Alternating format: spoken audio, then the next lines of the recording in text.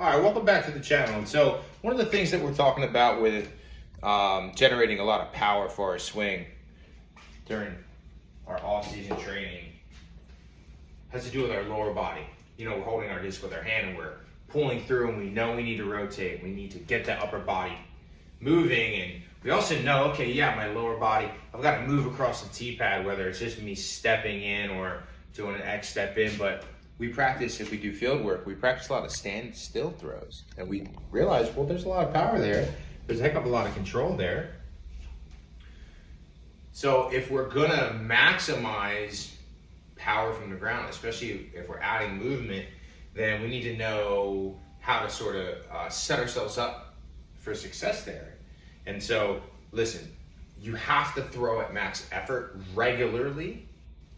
Regularly is subjective to the person, but you have to throw at maximum power regularly to be able to maintain and build on more power. And so what I mean is getting into the field, doing some field work, throwing as hard as you can, maybe like 2 or 3 times a month, once every 10 days.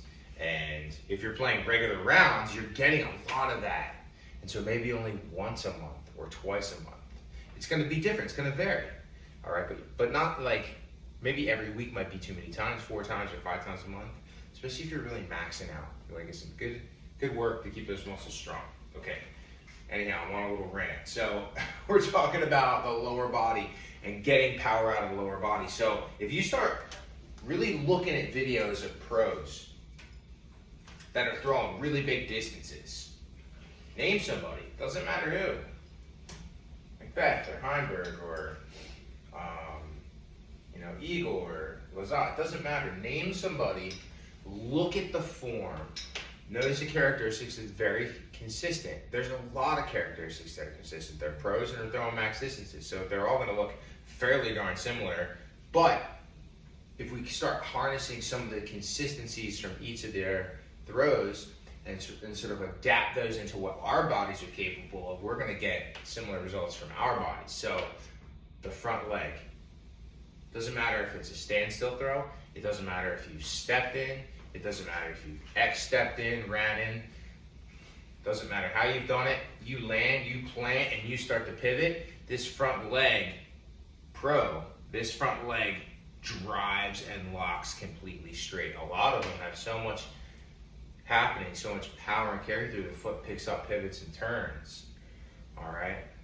But what we're talking about is getting the knee straight, fast, and with a lot of power. The faster the knee drives the leg straight, the faster the hips, my right hip is gonna pull backwards, which is gonna draw and load a lot of that rotational torque through my trunk, which can then translate into my shoulder and let that whip happen. But if you can really drive that front leg straight, and get that to happen with a lot of speed and emphasis when you're doing drills, everything else above that is going to start to go. You can be very strong and not learn how to time and create lag in the sequence smoothly, and you never find your power. And so these are drills for that idea. So you saw me do some feelers where I just practiced feeling a flow that is rotational based. It's just like a throw.